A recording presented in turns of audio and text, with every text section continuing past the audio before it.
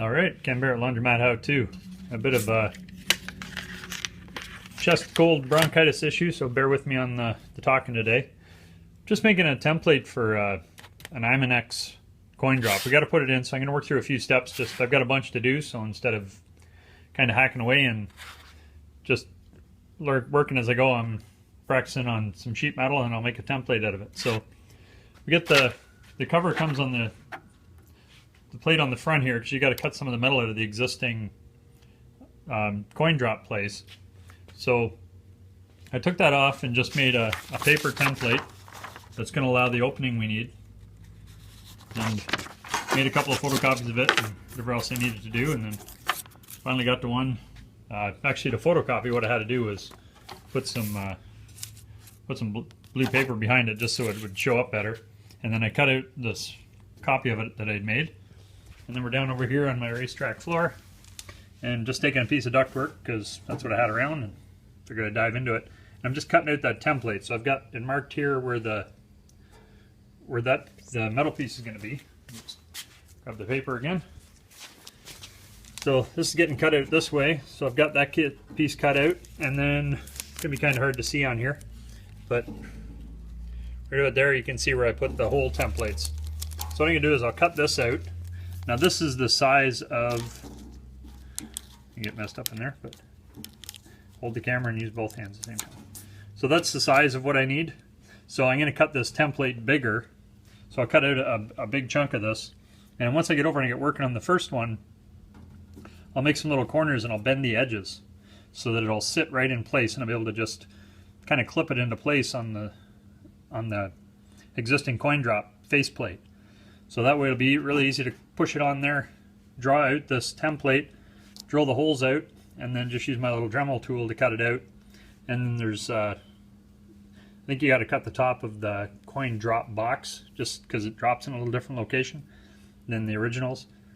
So I'm just trying to do here is just make it more efficient when I'm there, and I don't want to have to learn and experiment in the middle of the store if I don't have to. So if I get this template all made up, and so when I get over there, I can pull it off, clip the template on. I'll already have the hole sizes figured out, and step through the first one. It'll take a little bit, but then I'll be able to really rock from that point.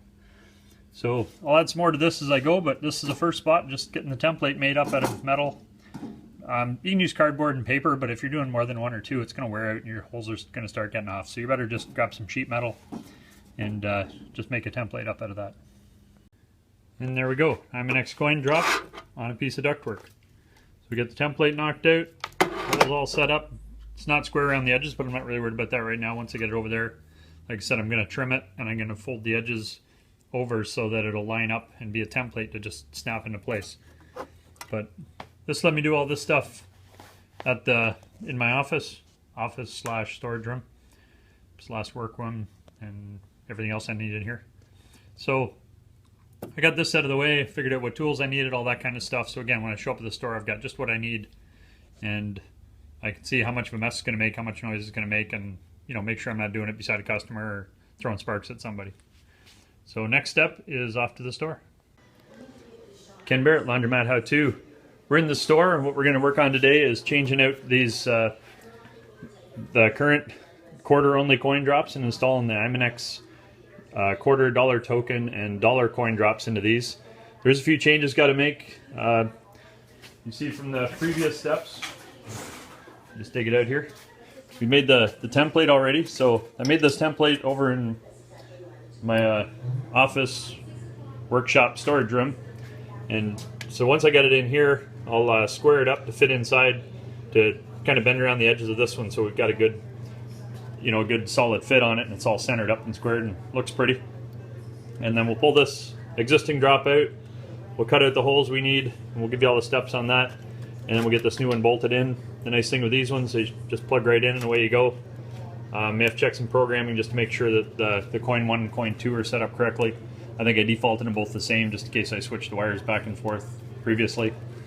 But we'll go through all those steps, get that set up, and we'll get these. We got 4 of these to do today, and then head down to the hips. 75-pound dryer at the end. So stay tuned and we'll work through the steps. So we shut the power off and we pulled out the control board. Pulled that piece off just to keep it out of the way. Got a couple of nuts hold that on, it's pretty easy. The board just unplugs. So pulled out the old coin drop. It's as you can see here, it's really worn, and the reject thing there just doesn't always work, so it's been causing some issues. So that's the first one I'm starting with. Start with the worst.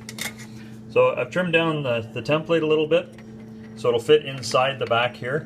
It could be just, you know, a little bit of edging on this piece of tin. So, but so I got that out. The next step is need to take the existing studs off. So I've got my Dremel tool here. Back over to the tools. Got that far yet?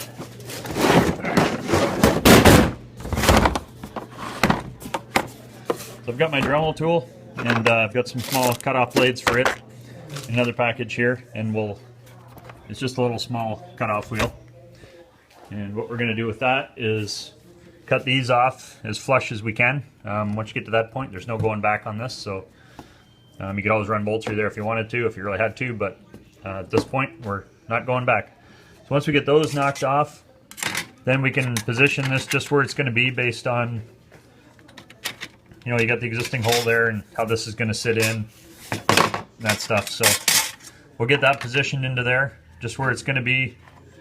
And you can see you got the existing hole, but it's a little bit different size for this one. So let's figure out just where we want it to be. We'll get that clamped down in. We're going to make sure when we're all done, we're not affecting this ground clamp. We can turn it a little bit out of the way. It's not a problem there. And then we'll start cutting. So we've had the sparks flying, and I'll admit right up front, this is not an easy task. You're going to have a lot of sparks and grinding dust come off of this. If it's not something you're really comfortable with doing, don't dive in and do it. If you are going to hire a contractor, distributor or something, just keep an eye on them. You know, make sure they're using all the safety precautions, and there isn't customers around, and you're not getting metal filings, sparks flying at people. Fortunately today, for this, my store is empty, but unfortunately my store is empty. So we got some time to work on this. Took a little bit of hacking into here. Again, see where I've cut it out. I've drilled the holes. When I got this set into place, it was actually just a little bit low. So, you know, I'm a little trial and error, and as I've said before, I'll show you when I mess up just as much as when I do it right. So, you know, that's how it is. That's life. Everything doesn't work out right the first time. So I had to elongate those holes just a little bit, just so this would sit on there. What I found initially was it sat down here too low, and you can see the gap. I had a gap here, and then I had to cut that a little bit just to bring this opening up. That's this whole opening at the top is just for that little slip. So you want to make sure you get that smooth down the side, and I get that tidied up too. So we flip this over, so you got a little bit of room to square this up. It's still not quite up as high as I really need it to be. So on the next one, that's going to go up a little bit. These laminates are they're going to melt a little bit around where you cut it and drill through. I'll put the link below in the full blog post as to where you can get these laminates made. Pretty inexpensive, and they're pretty durable. So this one needs to be replaced anyway. As you can see, it's wearing through there. That's one sort of fault with this particular type. It's got a real small switch on here.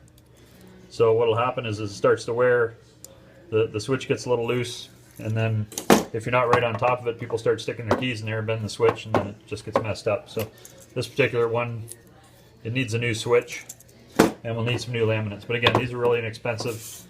If you buy them straight from the manufacturer, they're very expensive, but there is other places to get them where it's not that much. You get some changes made to them too if you want. So we got the hole cut. Again, it's not pretty. It's down a little farther than I'd like it to be. So that goes in there. You can see right down in here how there's really not much room to overlap here, so we can't get up too much farther. But you know, if we see a little mark there, that's fine. We can just, you know, put a little marker in there so it hides it nice. But we should be able to get it up just a hair more on the next one, just to get it right where we need it to be. And again, there's a bit of trial and error on these ones because everything's different. They'd have to make so many templates to make it work. You wouldn't be able to afford the parts. So that's where we're at now. Again, what I got to do is just check the clearances around these holes and put the pins on here. If these pins aren't going to tighten down, I'll just get some washers and put them on there, spread them out. I may even get some lock washers in there, just keep them really tight. And then the next step after that will be back in here. This is where it gets a little nastier, is we've got to make sure that the drop lines up with this. And if I believe from the instructions correctly, we just got to cut this piece out to open up that full drop opening. So that's going to be a little harder in there. Make sure you got it clean. There's a way you can put a little protector around there, just keep the sparks and dust out of the way. Pull your coin box out. Keep the wires up out of the way. Tape them up so you don't cut them in while you're cutting that out. But it's that's where we're at. So take a few more pictures and we'll give you some updates. So there we go. We got the finished product in. We I plugged it in and got lucky and the coin lined up. So if I dropped in the dollar or the dollar tokens, we got the right time for that, and then we could increase it with the quarters. This particular dryer takes a certain amount to start, so we wanted to make sure that would go in and we'd have the minimums to start it too. So we'll go through, check all that programming, just make sure everything's good. But it's in, that's what it looks like. I can't say I'm a big fan of the aftermarket look to it, but with this type, that's the only way we can really get it to work, to have this cover plate on here. Again, we got a little small gap on this one. That'll get fixed up on the other ones. We'll get it moved up just a hair. But the one issue I found on the original ones is with the return in the center. When these start getting a little sticky, you can see how the whole thing flexes, and what we actually find is this plate will bend a little bit. And you know, as soon as something starts bending, people think they can start prying on it. So it's never really quite set right. This one with the reset over to the side and a nice solid plate. It's a nice firm coin return on it. Reset the coin return. It's nice firm. It clicks in, it clicks out. That's it. This one works well. It was actually replaced a little while ago because it broke. It was just so worn out. But there it's in. It's tested. Like I said, I'm just gonna go through the programming, make sure it's good. Hit our buttons. Dryer start, and everybody be happy. So right now I've actually got to cut out and get a few more tools. I need a few more grinding discs, and I kind of, you know, found doing this one a couple things I need, so I get everything backed up, everything cleaned up. Nobody knows I was here, and we'll get the other tools we need, come back and get the rest of these knocked out. Any comments or questions? laundromathowto.com.